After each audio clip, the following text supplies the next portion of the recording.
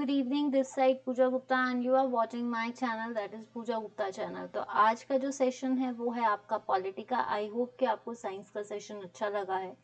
तो कल आपका होगा इंग्लिश का सेशन। देखिए, इंग्लिश के एमसीक्यूज आएंगे और हर एमसीक्यूज के साथ आपको एक्सप्लेनेशंस भी मिलेंगी।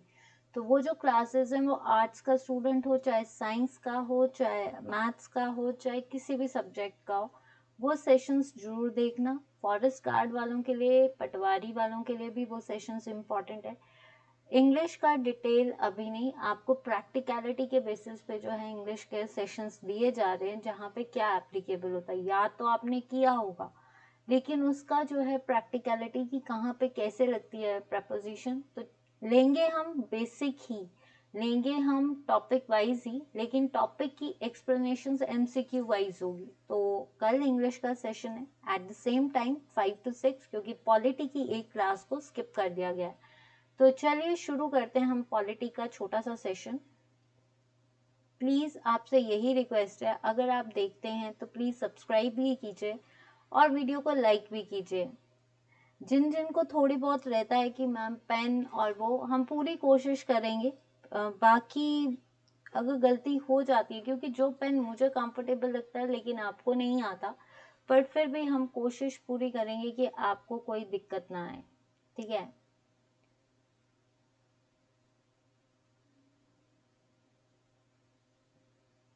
चलिए। To whom can the chief election commissioner advise on the matter relating to the disqualification of the members of state legislature? राज्य विधानमंडल के सदस्यों की अयोग्यता से संबंधित मामलों पर मुख्य चुनाव आयुक्त किसे सलाह दे सकते हैं? पहली चीज, इलेक्शन कमिश्नर पार्ट 15 में आता है। ठीक है, पार्ट 15 आर्टिकल 324 से 329 and 65 years of age and 6 years of duration, nominated by, chosen by president। ठीक है, अब क्या है कि इसमें पूछा गया है कि जो भी राज्य विधानमंडल के देखिए, चीफ इलेक्शन कमिश्नर को चुनता कौन है? प्रेसिडेंट। तो main power is president. President को सारी जितने भी इलेक्शन कमिश्नर है, कोई भी चीज है, किसी कोई भी चीज की एडवाइस वो सीधा डायरेक्टली पहले तो प्रेसिडेंट को देता है। लेकिन यहाँ पे बात की गई है राज्य विधानमंडल के सदस्यों की होता है, यानी यहाँ पे स्टेट लेजिस्लेचर का पता किया गया। तो स्टेट का nominal head is chief minister, is the real head. Chief justice is the, आपका जो chief justice of high court जो है ये नहीं है। हमारे हिमाचल के कौन है? सुब्रमण्यम स्वामी।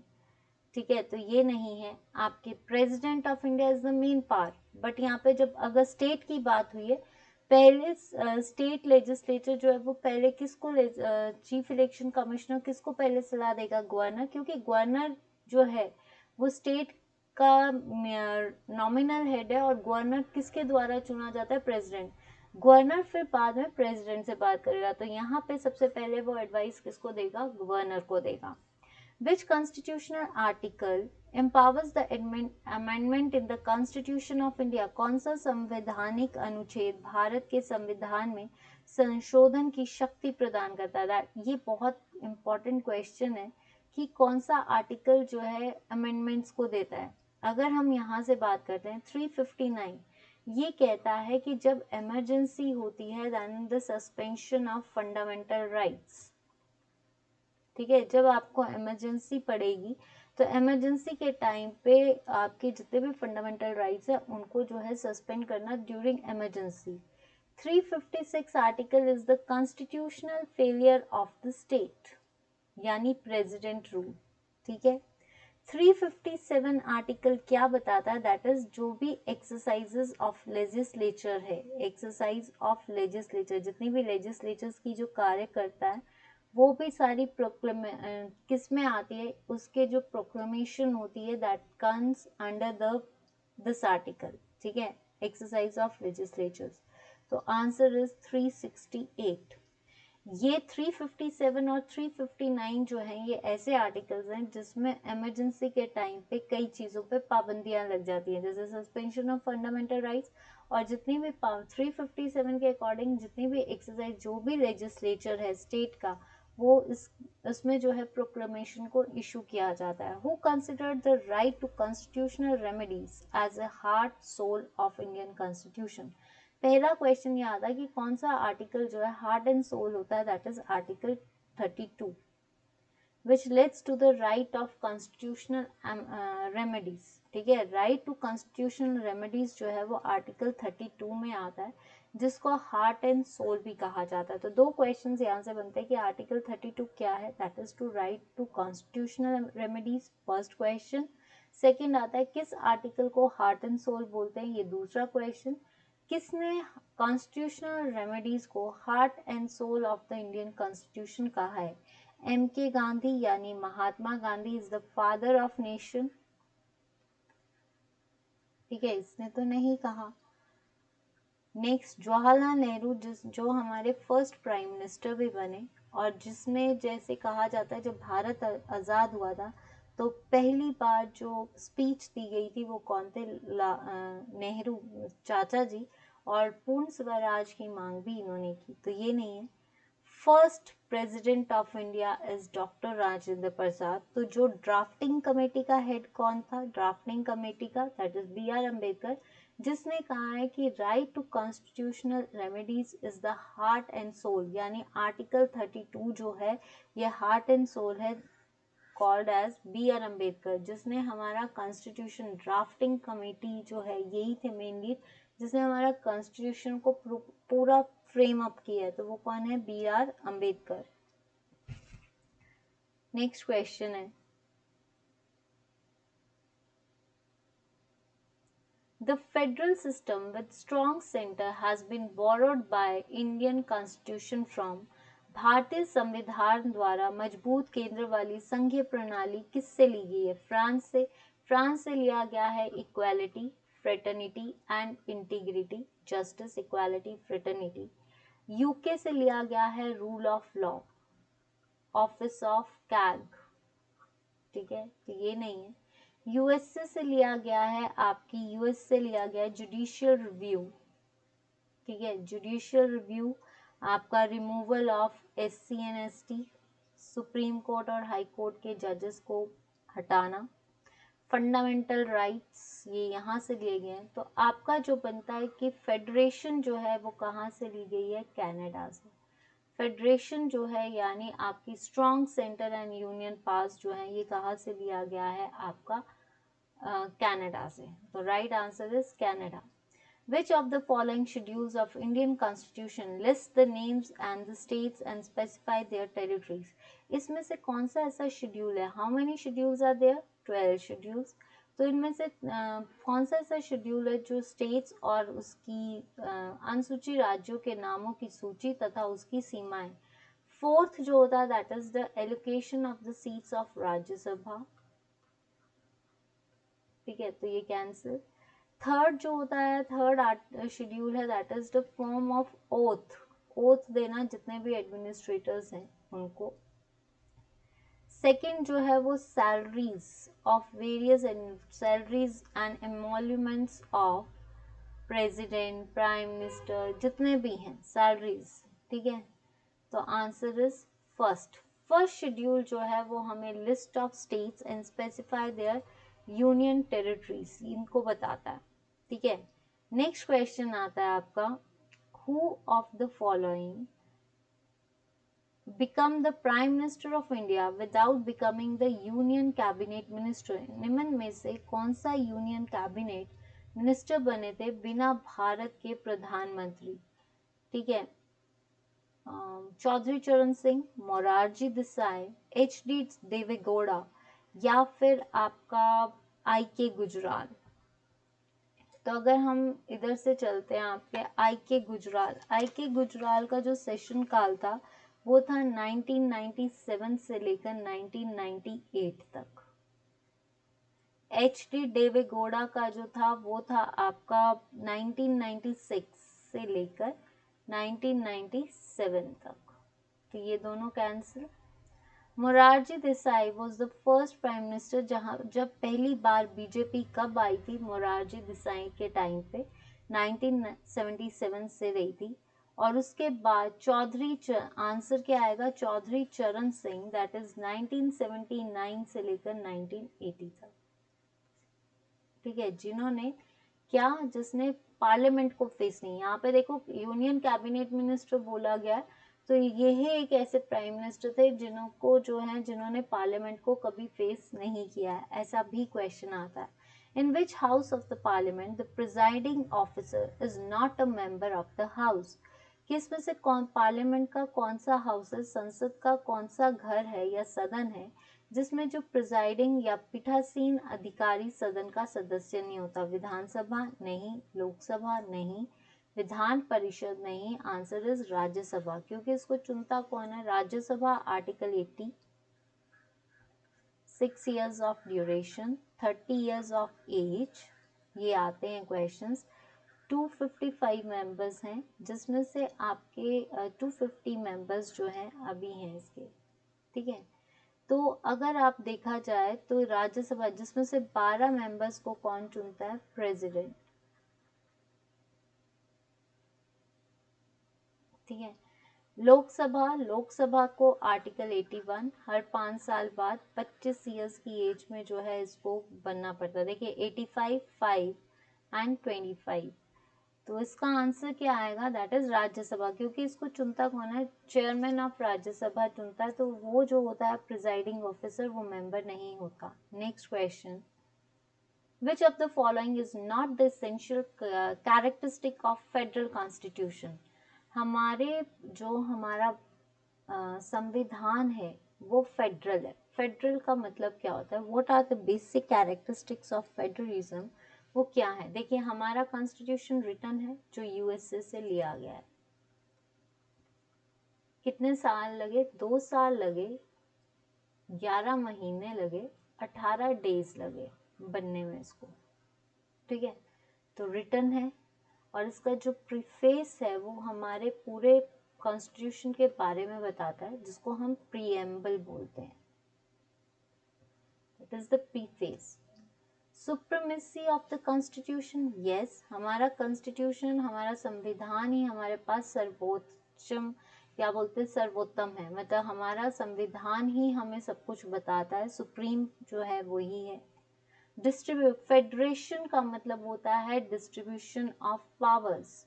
Distribution of powers, distribution of power का मतलब क्या है, यूनियन भी है हमारे पास, स्टेट भी है और लोकल गवर्नमेंट भी है, कि हमारा जो संविधान है वो फेडरल संविधान है। क्यों, क्योंकि उसमें जो है पावर्स को इक्वली डिस्ट्रीब्यूट किया है, सेंटर, स्टेट एंड लोकल, सबको अपनी पावर्स का डिस्ट्रीब्यूशन दिया गया है, जिसकी वजह से the main characteristic of federalism is the distribution of power, that is union, state and local government. Supreme of the constitution, supremacy, हमारा constitution सबसे important है, और इसकी जो जुडिशरी है, मतलब इसकी देख रेख जो है, इसकी जो मेन पावर, वो हमारा संविधान की प्रोटेक्शन जो है वो किसके पास होती है, हमारे जैसे फंडामेंटल्स का गार्डियन हमारे सुप्रीम कोर्ट है, तो ये भी यही देखता है। रिटन कॉन्स्टिट्यूशन, तो आंसर इज प्रेसिडेंशियल फॉर्म, हमारी प्रेसिडेंशियल फॉर्म ऑफ गवर्नमेंट नहीं है, हमारी डेमोक्रेटिक फॉर्म ऑफ गवर्नमेंट है। हम किस में रहते हैं, लोकतांत्रिक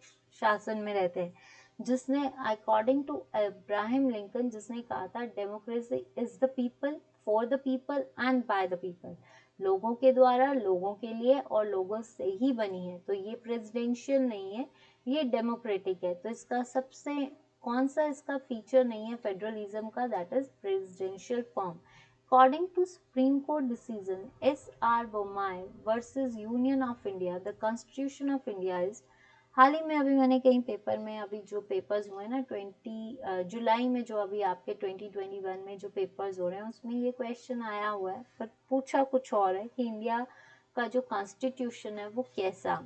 according to supreme court decision is in SRI Bommai और Union of India, the Constitution of India, SR Bommai और versus Union of India में जो हमारा संविधान है वो कैसा है, none of above तो है नहीं, कोऑपरेटिव भी नहीं है, क्वाजी फेडरल कहा था केसी विरे ने। केसी विरे क्वासी अर्ध संघीय क्यों है, क्योंकि कहता है कि फेडरल है बाय स्ट्रक्चर, इसके अकॉर्डिंग जो था ये फेडरल बाय स्ट्रक्चर है, ढांचा जो है इसका संविधान का वो फेडरल है, that is divided into centre government, state government and local government, but by spirit, by spirit कैसा है, ये यूनिटरी है, एकता है इसके अंदर। तो पूरा नहीं कह सकते कि मतलब इसमें पावर्स तो हैं, लेकिन इसमें जो इसकी स्पिरिट है, जो इसकी काम करने की क्षमता, वो एकल है, एक है। तो इसको केसी वेरे के according it's a quasi federal. लेकिन एस आर बोमाई ने कहा था जो हमारा संविधान है वो क्या है, federal, that is the distribution of powers between union government, local government and state government. लेकिन केसी वेयर ने इसको क्वाजी फेडरल, क्योंकि वो स्ट्रक्चर के बेसिस पे तो फेडरल है, लेकिन काम करने की क्षमता by spirit it is unitary, single है, ठीक है। तो क्वाजी, ये क्वेश्चन आ सकता है according to KC Wheare what is the what type of constitution of India is quasi federal. तो क्वाजी फेडरल आपको पता होना चाहिए। ये क्वेश्चन ऐसे भी आया हुआ कि India constitution is quasi federal, federal या कोऑपरेटिव। तो आपका है फेडरल, क्योंकि यूनियन एंड स्टेट गवर्नमेंट्स में जो है पावर्स का डिस्ट्रीब्यूशन है।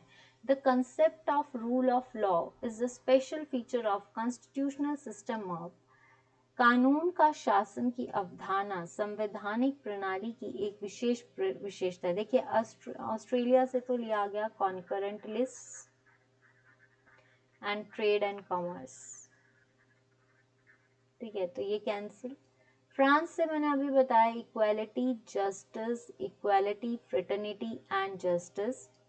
यूएसए से मैंने अभी बताया हमारा रिटन कॉन्स्टिट्यूशन यही है, फंडामेंटल राइट्स यहाँ से हैं, तो ये नहीं है। रूल ऑफ लॉ जो है वो कहाँ से लिया गया है, ब्रिटेन यानी यूके से। कहाँ से लिया गया है, यूके से।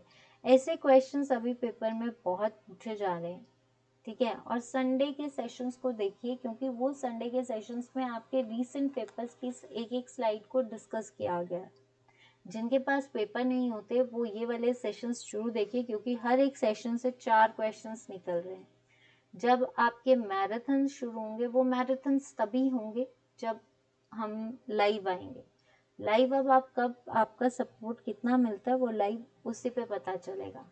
When was first session of Lok Sabha held? पहला सेशन, पहला सत्र कब आयोजित किया गया। देखिए सेशन आपको पता है कि जो हमारे इलेक्शंस थे अक्टूबर 1951 से लेकर आपके 1952 तक चले थे, फेब तक।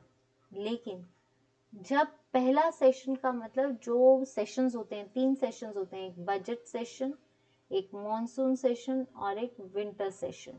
जब आपका पहला सेशन, पहला सत्र जो था वो कब आयोजित किया गया, ये क्वेश्चन भी आया हुआ है कि how many sessions are there in Lok Sabha, that is 3, budget session जिसमें बजट को डिस्कस किया जाता है, मॉनसून सेशन और एक विंटर सेशन, 3 सेशंस लगते हैं।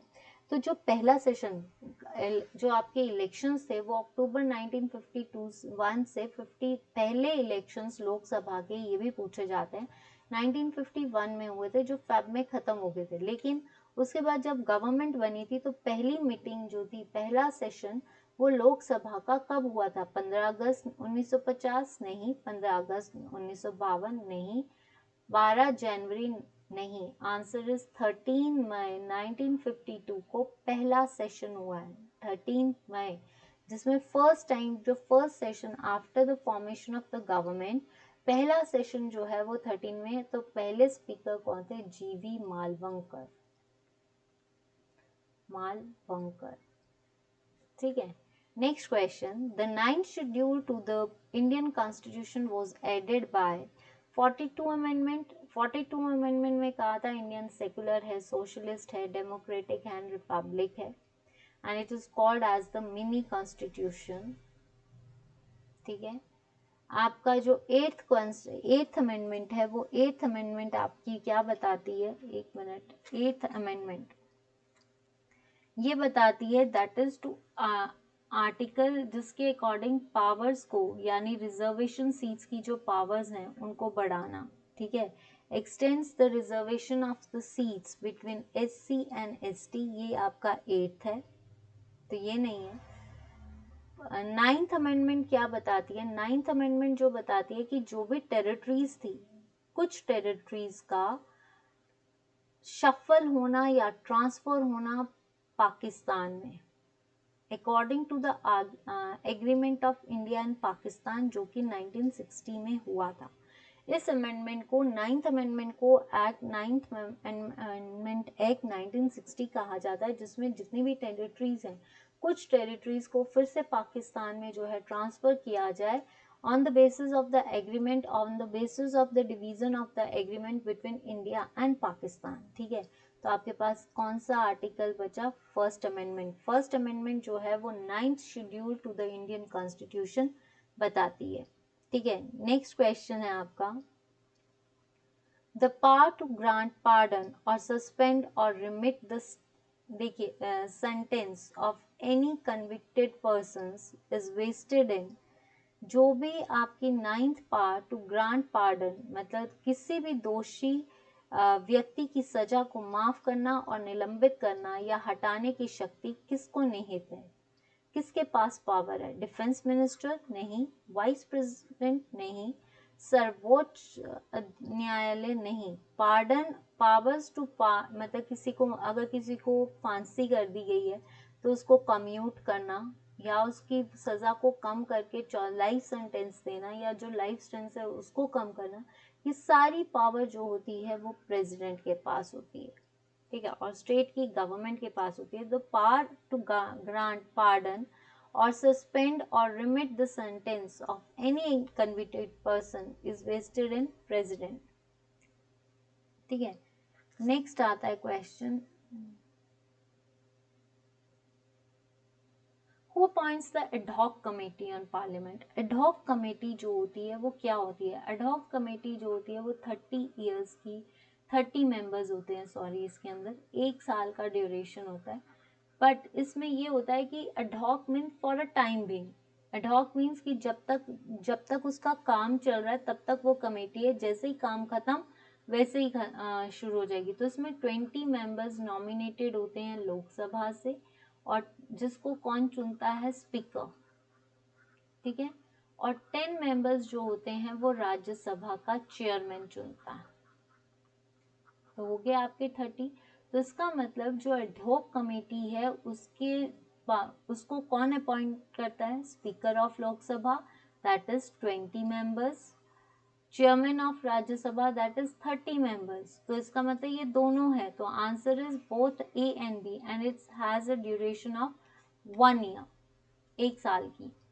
In pocket veto, the President of India can keep a bill for how much durations? देखिए, विटो पास होती है, एक एब्सोल्यूट विटो होती है, एक सस्पेंशन विटो होती है और एक पॉकेट विटो होती है। सस्पेंशन जब बिल उसको पारित नहीं करेंगे, एब्सोल्यूट जिसमें पावर है कि वो बिल को पढ़े और उसके बाद वापस कर दे। पॉकेट विटो, विटो ऐसी पावर है कि आपको पता है जब तक कोई भी बिल, एक्ट तभी बनेगा जब उसको प्रेसिडेंट पास करेगा। जब तक प्रेसिडेंट की स्टैंप नहीं लगेगी कोई भी बिल, एक्ट नहीं बनेगा। तो बिल को पारित करने के लिए सबसे ज्यादा जरूरत किसकी स्टैंप की है? प्रेसिडेंट की। अब क्या होता है, कई बार लोकसभा, सिर्फ प्रेसिडेंट मनी बिल को होल्ड करके नहीं रख सकता। ठीक है, अगर वो बिल मनी बिल है, विधायक बिल है, अकॉर्डिंग टू आर्टिकल 114, तो उसको जो है प्रेसिडेंट होल्ड करके नहीं लिख सकता, उसको उसकी स्टैंप लगानी पड़ती है। लेकिन कुछ ऑर्डिनरी बिल्स होते हैं, अकॉर्डिंग टू आर्टिकल 110, कुछ ऑर्डिनरी बिल्स होते हैं, ऑर्डिनरी संशोधन होते हैं, अगर प्रेसिडेंट के पास वो बिल जाता है दोनों सदनों से पास होकर, लोकसभा से भी और राज्यसभा से भी, तो अगर वो बिल प्रेसिडेंट के पास गया, प्रेसिडेंट की मर्जी है या तो उसको स्टैंप लगाए या फिर रिकंसिडरेशन के लिए भेजा जाए, या पॉकेट विटो कि वो बिल वहीं पड़ा रहेगा फॉर इनफाइनाइट टाइम, जब तक बिल पड़ा रहेगा, जब तक मतलब जब प्रेसिडेंट फेल हो जाए उस बिल को पारित करने के लिए, तो उस बिल में क्या है? इनफाइनाइट टाइम, वो कभी तक, जब दिल पॉकेट में मतलब कभी भी रख ले तब तक वो बिल एक्ट नहीं बनेगा। ठीक है, in India prime minister can hold his post till he has, Bharat में प्रधानमंत्री कब तक अपना पद धारण करते हैं? Support of arm forces. Arm forces का लीडर कौन है? प्रेसिडेंट। जितने भी हमारी आर्म फोर्सेस हैं उसका मेन लीडर, सुप्रीम कमांडर, ये भी क्वेश्चन आता है, supreme commander of armed forces is president. Confidence of Rajya Sabha, Rajya Sabha का कॉन्फिडेंस नहीं।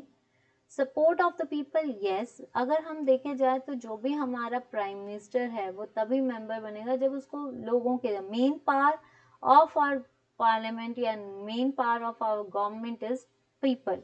लेकिन पीपल के द्वारा तो वो चुन लिया गया, प्राइम मिनिस्टर वो बना है किसके द्वारा, लोगों के द्वारा। लोगों ने अपना वोट दिया है, कीमती वोट दिया, उसके बाद उसको जो है मेजॉरिटी पार्टी जीती है और उसके बाद ही वो प्राइम मिनिस्टर बना। जब वो सेशन में आ गया है तो वो कब तक, अगर सेशन में आ गया उसके बाद वो कब तक रहेगा। देखिए वैसे तो प्राइम मिनिस्टर का पीरियड कितना होता है, 5 ईयर्स का। अगर 5 ईयर्स उसके खत्म हो गए तब जाकर प्राइम मिनिस्टर खत्म हो सकता है। लेकिन अगर प्राइम मिनिस्टर की पोजीशन तब तक रहेगी जब तक लोकसभा का सेशन है या लोकसभा का विश्वास है। तो अगर कॉन्फिडेंस ऑफ लोकसभा है तो प्राइम मिनिस्टर है, अगर लोकसभा खत्म हो गया, कॉन्फिडेंस नहीं है, उसी टाइम गवर्नमेंट जो है वो खत्म हो जाती है। तो कॉन्फिडेंस, लोकसभा किसके द्वारा आई है, लोगों के द्वारा ही आई है। लेकिन लोकसभा का अगर विश्वास खत्म हो जाता है, जो भी उसके मेंबर्स हैं उनका खत्म हो गया, तो वहीं पे प्राइम मिनिस्टर की जो पोजीशंस है वो टोटल गवर्नमेंट टूट सकती है।